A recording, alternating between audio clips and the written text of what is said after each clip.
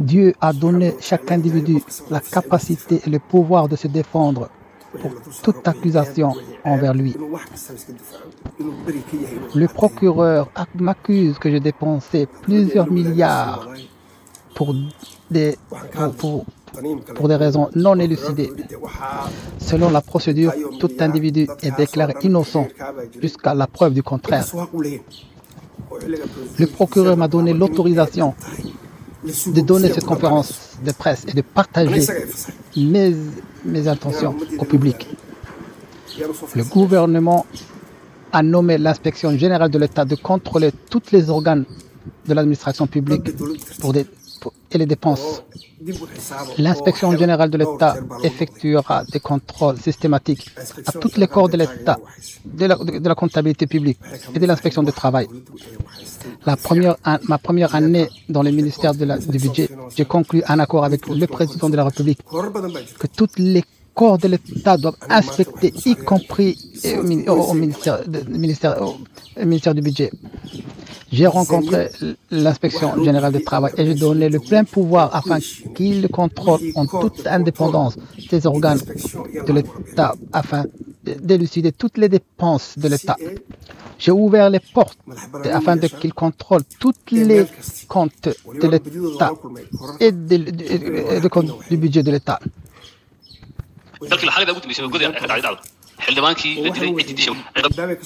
Aussitôt nommé comme ministre du budget, j'ai rencontré l'inspection générale de l'État et donné le plein pouvoir de contrôler les comptes de l'État. En me tenant comme bouc émissaire, on oublie les vrais commanditaires et les vrais détourneurs. La somme mandatée et arrêtée par le budget est 1,1 milliard.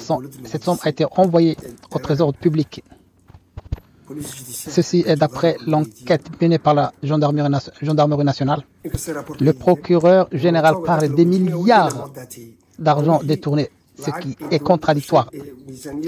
Les commerçants arrêtés et écroués, certains d'entre eux ont des contrats depuis la guerre d'Érythrée, la guerre djibouto-érythréenne.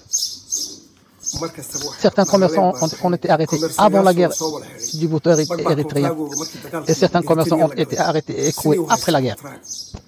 99% de ces individus arrêtés et écroués avaient des contrats avant ma nomination à la tête du ministère du budget.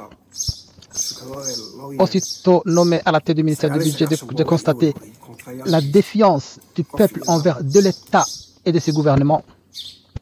Ceci veut dire qu'aucun commerçant en place à Djibouti avait confiance de l'État.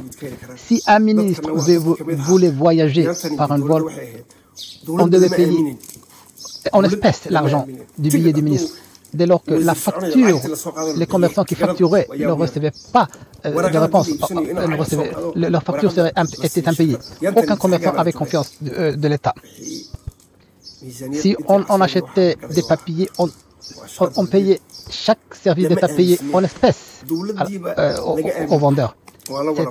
On est arrivé à ce niveau-là avant mon arrivée à la tête du budget, du ministère du budget. Mais la confiance a été rétablie petit à petit et c'est grâce à moi. Je ne peux pas rentrer en détail les déficits budgétaires, ça c'est une affaire d'État. L'importance que je voulais souligner est qu'aucun commerçant en place avait confiance de l'État. Si l'État commandait un objet, l'État devait payer en espèces. Aussitôt arrivé à la tête du ministère du budget, j'ai pris une réunion avec les commerçants en place et j'ai donné la confiance pour qu'ils facturent et que leur facture sera payée. C'est ainsi que la confiance est rétablie entre commerçants et l'État. Certains commerçants arrêtés et écroués aujourd'hui sont parmi ceux qui ont eu confiance de l'État. Je leur dis que s'ils attendent un mois leur facture ou 2 mois, que je les promets que leur facturation sera payée.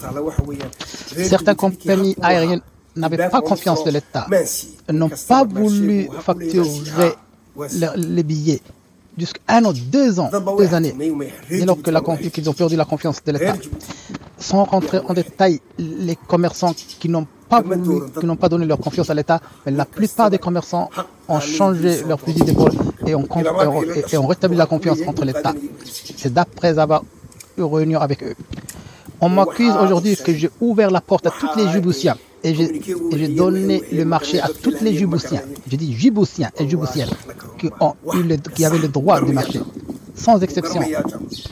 Est-ce que certains Djiboutiens ont bénéficié au détriment des autres? Non. Tous les Djiboutiens, quelle que soit leur catégorie, ont bénéficié les offres d'appel. J'ai toujours privilégié les Djiboutiens. J'ai donné la priorité aux Djiboutiens, quel que soit leur sexe, religion ou parti politique. Même mon frère, s'il a rempli les conditions nécessaires, il recevait le marché. Tout Djiboutien qui remplit les conditions nécessaires avait le droit d'un marché.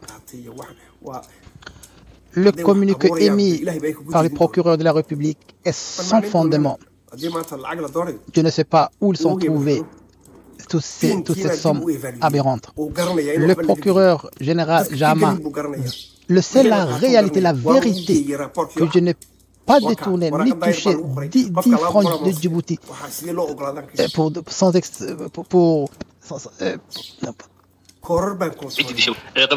on juge chaque individu sur son passé.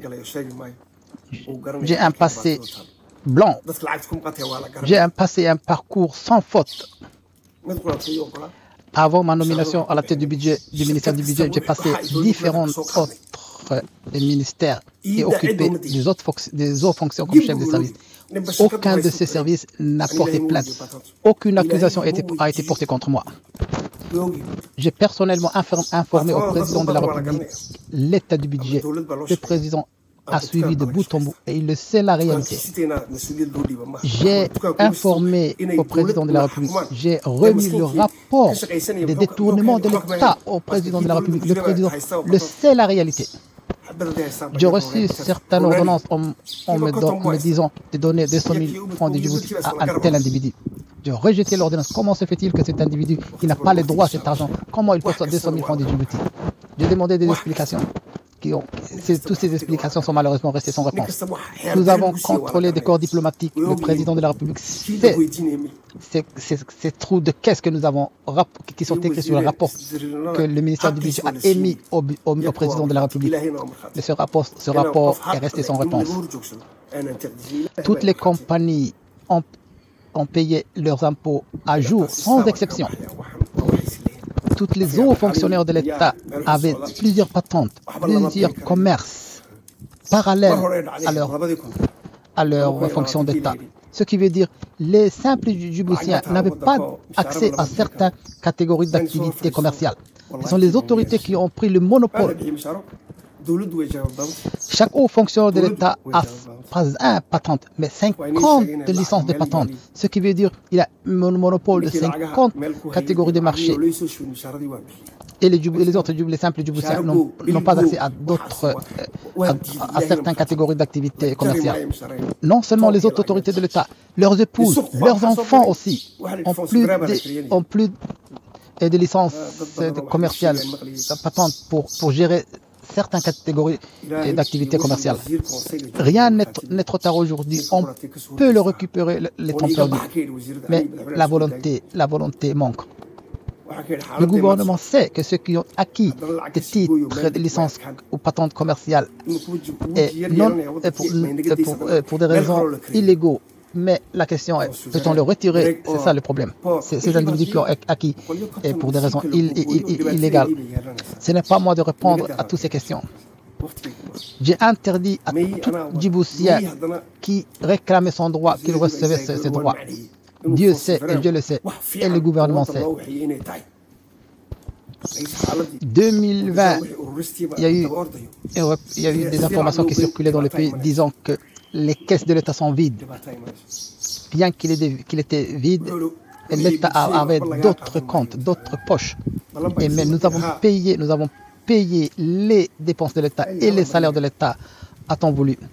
Bien que les caisses de l'État étaient vides, mais l'État a d'autres poches, d'autres comptes que nous avons pour régler. J'ai refusé de diminuer les salaires de l'État J'ai payé les salaires de l'État au temps voulu, sans retard. Dans un des conseils des ministres, il y a eu une proposition de la création des fonds souverains de l'État. J'ai dit à tous mes collègues ministres de quitter la salle. Je voulais parler personnellement au président de la République. Ce que mes collègues ont accepté et ils m'ont libéré la salle. Et j'ai parlé en tête à tête le président de la République. J'ai dit au président de la République, notre recette, notre caisse est maigre. Et en plus, ces caisses sont maigres, divisées en deux. Et le mettre au fonds souverain de l'État, il n'est pas bon à l'heure actuelle où l'économie se stabilise d'une manière ou d'une autre. Bien que le budget de l'État est maigre, si l'on divise à plusieurs catégories, fonds souverains et tel, le budget sera aussi maigre et ne suffira pas à toutes les dépenses de l'État. J'ai dit au président de la République, ce n'est pas le moment de créer un fonds souverain de l'État lorsque nous avons une vache maigre. J'ai fait rentrer les ministres et j'ai expliqué pourquoi que le fonds souverain n'est pas bon à l'heure actuelle.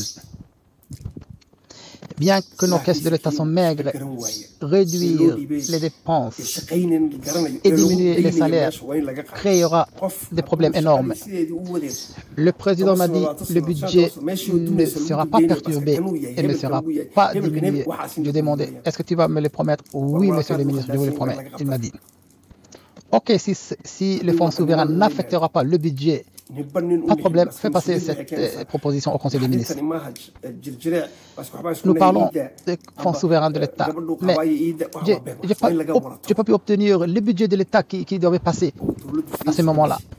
À ce moment où nous parlons fonds souverains de l'État, les redevances de l'État n'étaient pas payées. Peut-on changer ce système? Oui. Je suis la preuve que j'ai changé le système aussitôt arrivé au pouvoir. Une chose est mauvaise. Donner des avantages à certains Djiboutiens au détriment d'autres Djiboutiens, ceci est inacceptable devant la loi et aux yeux des Djiboutiens. Certains individus ont des monopoles pour certaines catégories de marché. C'est faux, c'est pas bon. Il faut que le marché soit ouvert à tous les Djiboutiens. Il ne faut pas donner aux avantages aux fonctionnaires de l'État qui participent au même point d'égalité aux autres commerçants. Ou bien tu es un haut fonctionnaire de l'État et tu restes dans ton poste. Ou bien tu quittes l'État et que tu changes de fusil d'épaule et que tu deviens commerçant. Il est inacceptable qu'un haut fonctionnaire de l'État a le monopole de certaines activités de commerce. Nous n'avons pas une politique monétaire, nous avons une politique budgétaire à Djibouti. Il n'est pas bon que certains individus ont le privilège de dépenser beaucoup plus que les autres, sans contrôle. Il n'est pas bon qu'un individu occupe le même poste plus de 15 ans et le familiarise le ministère. Il faut le changer. Il faut arrêter tout individu qui commet des erreurs ou qui détourne, quel que soit leur grade, fonction ou titre. Même si c'est ton frère, il faut l'évincer du pouvoir et l'arrêter.